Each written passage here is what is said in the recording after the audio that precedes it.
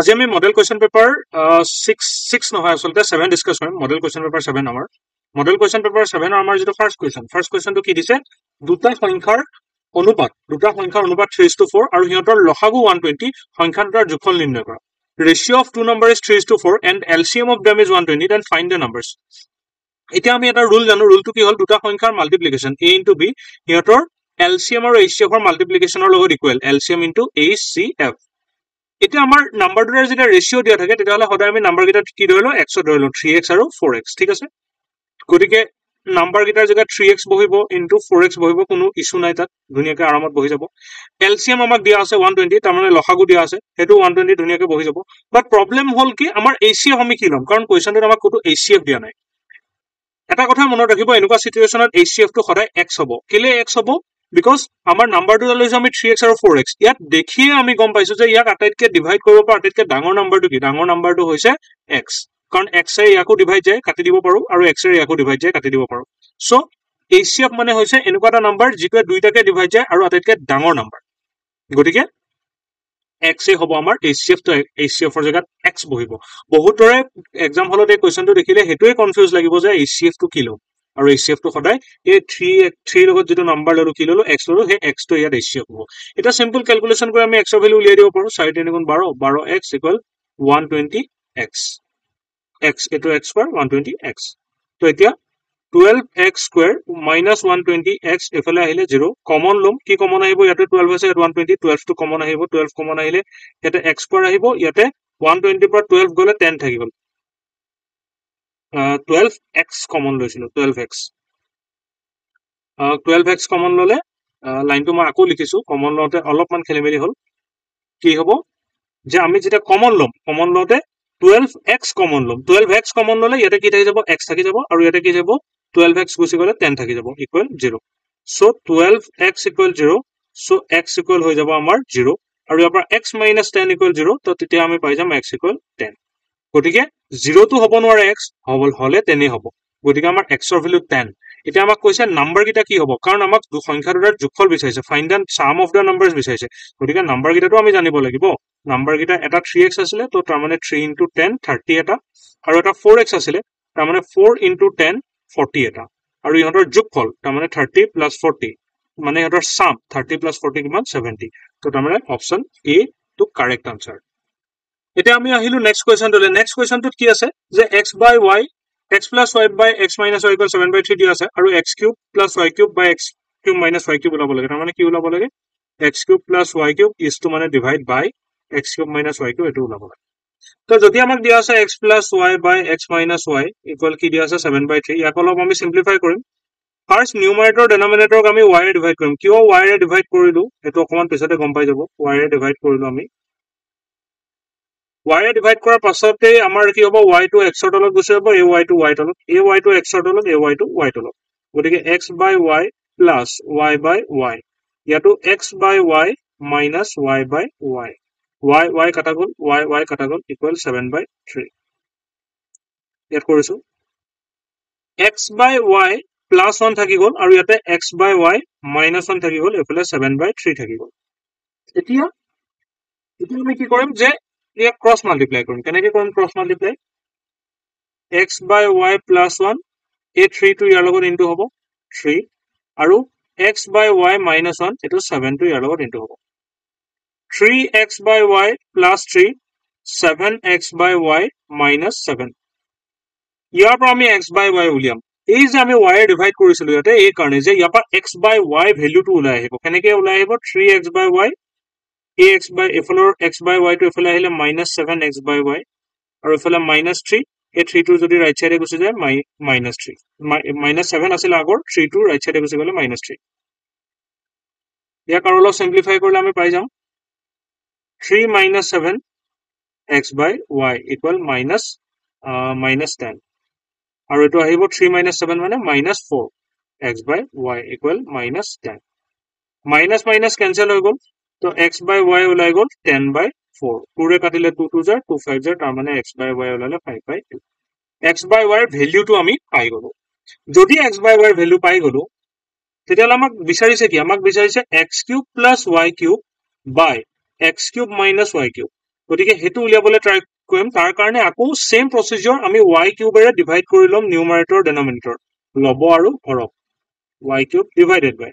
x cube minus y cube by y cube divide কৰাৰ পিছত আকৌ আগৰ নিচিনা y কিউবটো ইয়াৰ তলত যাব এটো y কিউব ইয়াৰ তলত যাব ডেনোমিনেটৰটো কেনেকৈ হ'ব তো তাৰ মানে x cube by y cube plus y cube by y cube ডেনোমিনেটৰটো x cube by y cube minus y cube by y cube y cube কটা গ'ল y কিউব কটা গ'ল থাকি গ'ল আমাৰ x বাই y হোল কিউব প্লাস 1 আৰু এটো x বাই y হোল কিউব মাইনাস 1 এতিয়া আমাৰ কি আহিলে x বাই y ভ্যালুটো ইয়াৰ পৰা আহি মই ইয়াত কৰিছো x বাই y ভ্যালু কিমান পাইছিলো 5/2 তো 5/2 whole cube plus 1 5/2 whole cube minus 1 তেতিয়ালে 125/8 প্লাস 1 125/8 minus 1 এতিয়া আমি ইয়াক আৰু সিম্পলিফাই কৰিম এলসিএম লৈ 8 125 plus 8 ইয়াত 125 minus 8/8 তো এটো হ'ব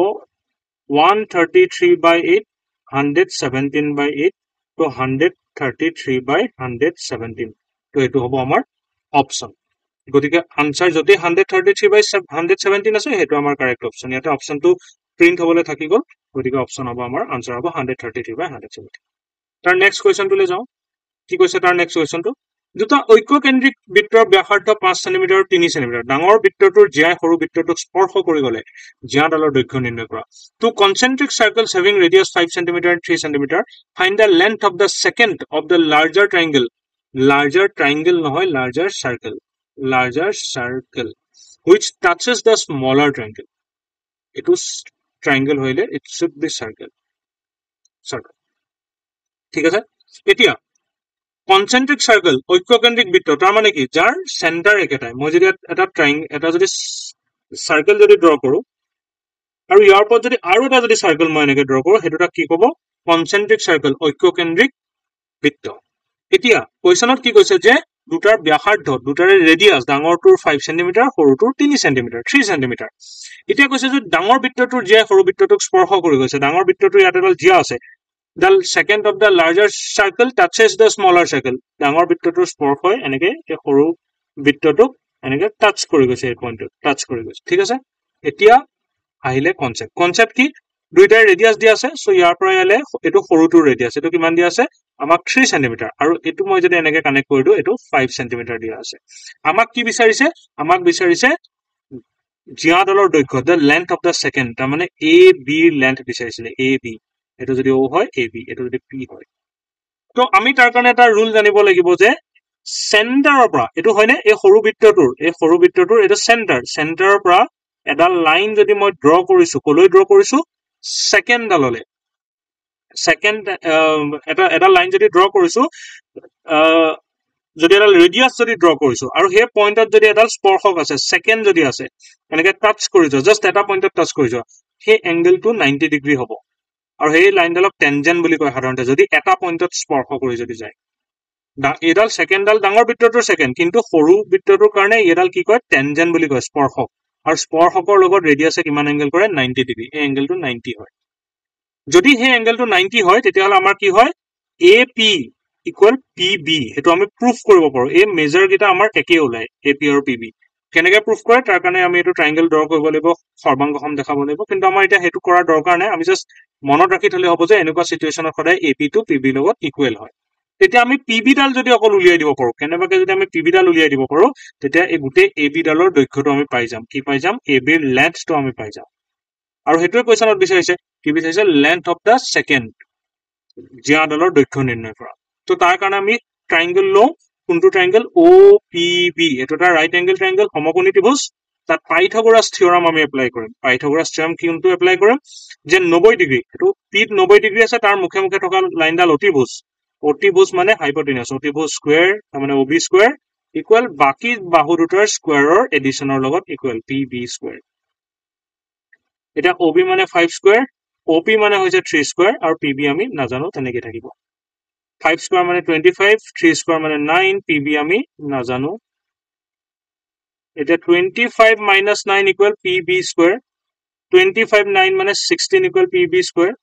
16 মানে 4 square equal PB square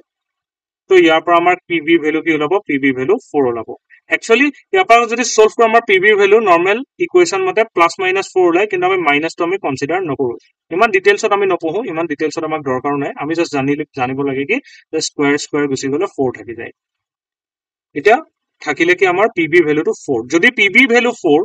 AP value 4 কাৰণ মই কৈছিলো যে AP আৰু PV ইকুৱেল PV ভ্যালু যদি 4 AP ও 4 গতিকে AB ভ্যালু কিমান হ'ব A পৰা B লে কিমান হ'ব A পৰা B লে কোন সোমাই আছে তাত AP ও আছে প্লাস PB ও আছে গতিকে দুইটা প্লাস কৰিলে কিমান হ'ব 4 plus 4 equal 8 তাৰ মানে আনসাৰটো হ'ব 8 অপচন A তাৰ নেক্সট থাৰ্ড ফোৰ্থ কোৱেশ্চনলৈ আহিলো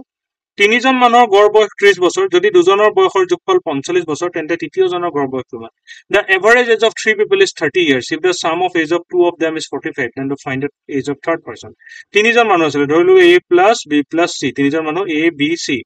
ইহঁতৰ গড় বয়স A B C গিটা সাপোজ ইহঁতৰ এজ ঠিক আছে বয়স গড় উলিয়াবলৈ হলে কি কৰিব লাগে গুটেকিটা প্লাস কৰিব লাগে ডিভাইডেড বাই 3 ঠিক আছে ডিভাইডেড বাই 3 এটো হল তেওঁলোকৰ গড় বয়স এটো ইকুৱেল কিমান বুলি কৈছে 30 বুলি কৈছে এতিয়া তাৰে দুজনৰ sum of the age of two people 45 দুজনৰ sum এজৰ sum to 45 দুজনৰ বয়সৰ যোগফল 45 ধৰি ললো মই A আৰু B